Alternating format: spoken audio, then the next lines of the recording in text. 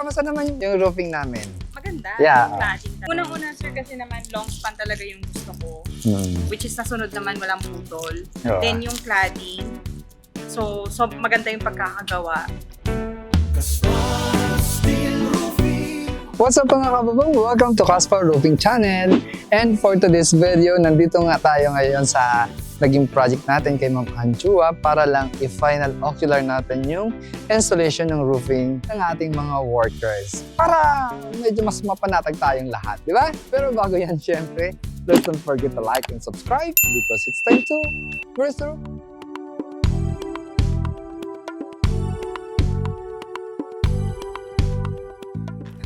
So ayun, mapapansin nyo ito. Not sure kung may video kami dito dati nung previous project namin. So hanapin lang natin yan kasi that time wala pa yung cameraman ko, si Kuya Max. Pero ngayon syempre nandito na, kaya tuloy-tuloy na yung ating video. Abangan niyo po yan. Itong project na to last year pa to ginawa, December before Christmas. Yun nga lang hindi ko nabalik-balikan agad si Ma'am kasi ang dami po talaga siyang schedule. Pero rest assured talaga, pinupuntahan ko yung project before, ongoing, or after installation para ma-check talaga natin yung quality installation ng ating mga tao. Kasi actually, walang ibang nagko-quality sa amin eh. Aside dun sa engineer namin, kundi ako talaga nagpa-final quality controller. Di ba? Multitasking. Kaya mo yun. So anyway, ito, papasasin mo. Previous talaga nito ay, ito yung mga concrete to, wall, na may mga crack. So isa yun sa mga nagiging source ng leak, lalo na pag meron tayong kapitbahay, tapos isang wall lang natin. Sometimes, nagkakaroon ng crack yung mga wall. So doon talaga nagsisip yung tubig. Aside doon sa mga metal roof, sa mga connection, kung hindi proper ang paka-install. So mapapansin nyo ito. Oh, di ba? Cladding, ang ganda. Ang ganda niyan. Ginamit namin dito ay 0.6. Kasi actually dapat 0.4 lang itong sidings. Kasi hindi naman ito kasama sa contract namin with Ma'am. Pero syempre kasi si Ma'am ay masugid nating followers at saka subscribers na nanonood siya sa ating video, ay ginawa na namin 0.6, di ba? Para naman, parang na lang yun. Bonus na lang yun kay Ma'am. So Ma'am, maraming salamat sa inyong panonood. Kasama pa yung mga brother and sister niya sa panonood ng ating vlog. At yun din yung reason bakit tayo na pinili ni Ma'am para gumawa ng kanyang bubong dahil sa mga ginagawa na yung quality na. Actually ito, hindi to retrofitting. Pinalitan natin to. So may mga existing purlins to na bulok na. So may mga part tayo dito pinalitan. So yun, may mga konti lang akong ipapagawa, yun dun sa baba. So pababalikan lang natin to pag free. At syempre kasi mabait naman sila Ma'am. At yun nga, isa sa mga nanonood ng ating vlog. Napapanood nito kaya tayong busy. So I hope naintindihan niyo Ma'am. At naintindihan din naman ako ni Ma'am. Ang haba po talaga yung schedule namin. Tsaka syempre, alam mo yun, as much as possible talaga, pupuntahan ko yung project. Medyo madali-delayed lang konti. Ang kinaganda naman nun, at least na watertight, di ba? Na-check kasi nung December, malakas ang ulan, tapos nakakaroon ng bagyo. So far so good, sabi mo wala namang tulo. Di ba? So naging concern lang nila yung mga Alibaba nga. Alibaba. Yung pag nagte-text ko tayo, may mga tumatalsik ng mga kalawang lang, lalo na pag GI yung ating pardina. So hindi mo iwasan talaga yun. Ang pinaka-the best talaga doon gawin after nun ay kailang walisan o kay lilinisan. Kasi pag umulan or ambon, nagiging kalawang siya. Pero hindi naman kinakalawang yung pinaka-base metal. Ano lang yun, parang mancha. Or ang term doon is Alibaba. Di ba? Ang ganda ng cladding. Cladding niya. Ganda niya na. Makapal to, 0.6 to. Tapos nagkaroon kami ng capping dito sa kanyang Navor. Pero ito naman ay nasa batas naman to na share wall naman sila. And at the same time, na-protection na natin din sila. Na-protection na din natin yung bubong nila Ma'am. Ay yung bahay nila Ma'am na hindi magsip yung tulo. Di ba? So ayun, ito na siya ngayon.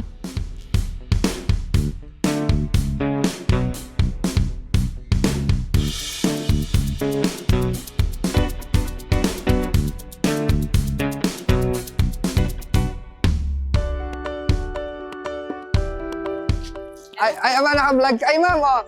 Okay lang naman, Ma'am. Di ba? Okay lang naman. Siyempre, nasa bahay lang. Ganyan. Ako na, t-shirt ka lang. Ma'am, kamusta naman yung roofing namin? So far, sir, ang Maganda naman siya. Maganda. Yeah. Yung cladding talaga. Hindi ma'am, honest lang honest review Okay ba yung ano? Unang-una sir kasi naman long span talaga yung gusto ko. Which is nasunod naman walang putol. Oo. Then yung cladding. So maganda yung pagkakagawa. Yung sa cladding kasi yan naman talaga yung wish na. Yeah, ito yun talaga pinaka-the best. Mas less yung maintenance nun, ma'am. Then umulan na recently. So far naman sir, wala namang Ay, salamat naman. wala namang tulo. Yung malaking problema namin. Oo. Kaya yun nag-ano sa amin na magpagawa. Ay, Wala. pagawa. Because of the Okay. Sige, ma'am. Thank you. Okay naman yung mga... Paano pala kami nakita, ma'am, ang Caspar? Bakit nyo napili yung Caspar? Nung pandemic pa po, nanonood ako ng sa YouTube sa video. O, di ba? Sabi ko sa'yo. Panood ko na yan from the gutter, paano yung pagtanggal ng bubong, yung process, types ng insulation. Kaya nga yung pinakabit ko dyan. Yung Kaya hindi ka maluloko. Hindi ka maluloko. Then, syempre, dahil nga kilalang brand nga yung Caspar, then big project pa yung ginagawa. So, I trusted Caspar to fix yung bubong namin. Thank you naman, ma'am. At buti na lang hindi ako napahiya. Buti lang hindi ako napahiya kasi Diyos ko po. 1 year. 1 year yung warranty ng office, di ba? So, standard naman yung warranty of this league. First, since nanonood ka lagi ng video ko, another 1 year. So, RJ, 2 years yung labor, natin kay mama. Warranty against leak yun. Happy ka na? Sabi ko yun. Asahan namin yun, sir. Yes. 2 years warranty against leak. Thank you po. Yung materials natin is 5 years against corrosion po. Kaya yun, di ba? So, yun yung mga reason. O, di ba, ma'am, kasama po kayo sa vlog, ha? Sister, ha? Kaya kasama kayo sa YouTube. Say hi naman, dali. Yung mga friend nyo, dali. Shoutout po sa mga kaibigan namin kung gusto nyo pong magpagawa. Just contact na lang Sir Paul Castillo, Caspar Roofing. Thank you, ma'am. Thank you po. Siyempre, yun nga. Ang ginamit namin dito ay rib type for long span na commonly na tinatawag ay long span. Pero yan ay rib type. Ang kinaganda lang talaga dito ang rib type na to kasi mabilis siya i-maintain. Diba? So, ang ginamit namin dito ay rib type na 0.6 AZ 100. So, very streamlined lang to, dalawa. Pero papapansin nyo, wala tong putol. Ang existing kasi nitong bubong na to ay may mga putol siya, dugtong-dugtong. Pero ang ginawa natin, long span. So medyo expensive lang yung transportation kasi syempre malayo. Pero ang kinagandahan lang nun ay walang putol. Kasi the more na maraming dugtong, the more yung chance na magkaroon ng leak. And that is more expensive. So buti na lang yung mga text screw nito. Yung mga text screw, mapapansin nyo dyan. Yung may mga sealant yan, bawat text screw, at ginawa natin, tinatch paint lang natin yan para hindi siya puti-puti tingnan. Kasi wala naman nabibiling sealant na same color ng ating metal roof. Kaya ang ginawa ay tinatouch paint na lang siya. Para protection na rin sa ating mga text screw. Pero ang text screw naman natin ginagamit ay brass naman. Resistant naman siya into corrosion. Pero syempre sila ma'am, para hindi na nga sila akyat ng bahay, tinatouch paint na lang yun. Di ba? At nilalagyan na rin ng sealant. Tama? Tama! At ito pa pala naging problema dito dati. That time. Buti lang tumawag sa akin si ma'am. Kasi bakit naman talaga? Itong forma ko talaga. Akala mo yung dugtungan ng gutter, magkaiba. Di ba? So buti lang tumawag sa akin si ma'am. Kinol niya yung attention ko. Kaya pinapalitan ko yun. Kasi dapat talaga diretso, same yung design, para hindi siya magkakaroon ng leak. Kasi pag nagkaiba yung design, tapos magdudugtong ka, magli-leak talaga yun, di ba? At saka syempre, worth it naman yung binayad ni ma'am. Kaya dapat suklan natin ng worth din na trabaho at servisyo, di ba? Ganun lang yun, kasimple. So, yun. Ito yung L-flashing dito. For cladding, ridge roll, same lang yan. And flashing, ito mapapansin nyo yung mga gutter.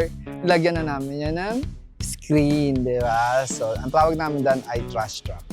Protection sa mga dahon, lalo dito sa subdivision, maraming mga puno. So, pag nagkaroon ng bagyo, kasi lumilipad yung mga dahon, minsan napupunta yan sa mga gutter. So, kaya dapat meron siyang trash trap para less ang maintenance and that is less expensive. At ito yun ang sinasabi ko, di ba? Kaya kailangan lagi natin i-double check kasi itong part na to, itong part na to, itong part na to, kailangan magupitan to. Para madali. Kailangan magupitan to dito. Bakit? para yung tubig dyan na manggagaling, although ibang tubig dito pupunta. Pero dito part na to, yung minsan yung tubig dito. So, minsan kasi yung silang talaga hindi siya tumatagal. So ngayon wala pa siyang tulo, baka in a long run, like after 3 years, 4 years, 5 years, hindi na okay yung sealant. So kailangan talaga ang proper dito ay ito ginugupitan simula dito hanggang dito. Bakit? Para yung tubig dyan babagsak dun sa may doon. So yun yung papababalikan natin, di ba? So imagine mo hindi naman alam na may-ari yun. Pero syempre tayo nakakalam, papagawa natin sa tao natin yan. Kasi punchless siya. Yun.